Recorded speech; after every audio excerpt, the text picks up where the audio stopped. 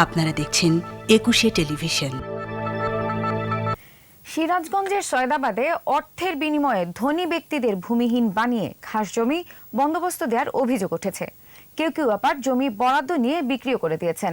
আর ভূমিহীনরা বলছেন ঘুষ দিয়েও জমি পায়নি তারা। সিরাজগঞ্জ প্রতিনিধি স্বপন মির্জার রিপোর্ট জানাচ্ছেন মাসুম আলিসা।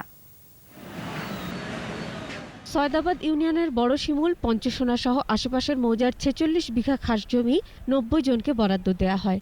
এদের মধ্যে আছেন পঞ্চসোনা মৌজার গোলবার শেখ ও খাস বড় শিমুলের জাহাঙ্গীর আলম। অভিযোগ, এই দুজনই বিত্তশালী। শুধু তারাই নয়, এমন আরও ৭৮ জন বরাদ্দ পেয়েছেন খাস জমি।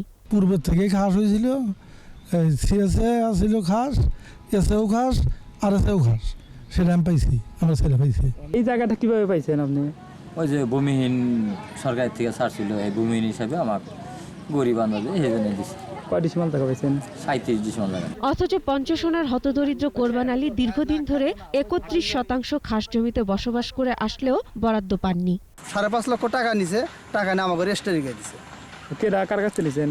ওই নিচে হইল রিকবল আর হামিদুল, ওরা নিচে ওই সরকারের কাছ থেকে ভূমিহীনদের।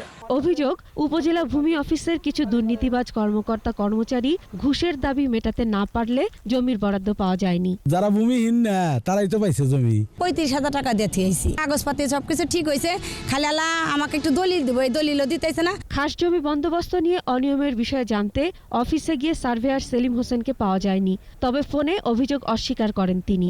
আমাদের কোনো কিছু করার থাকে না, এটা হচ্ছে যারা হলো সংশ্লিষ্ট কর্তৃপক্ষ থাকে তাদের সাথে সংশ্লিষ্ট হলো মিটিং এ সংশ্লিষ্ট অনেক লোকজন থাকে, তারা যদি অনুমতি দেয় তাহলে রেজুলেশন হবে, নাহলে না হবে। স্থানীয় প্রশাসন বলছে অভিযোগ খতিয়ে দেখা হচ্ছে। আমাদের কাছে যদি সুনির্দিষ্ট অভিযোগ আসে তাহলে আমরা বিষয়টি তদন্ত করে যারা দায়ী যারা আছেন তাদের বিরুদ্ধে আমরা ব্যবস্থা নেব। সরকারি খাস জমি বন্দোবস্তে অনিয়মের সাথে জড়িতদের বিরুদ্ধে দ্রুত ব্যবস্থা নেয়ার দাবি ভূমিহীনদের। মাসুম আলিসা, ২১শে টেলিভিশন।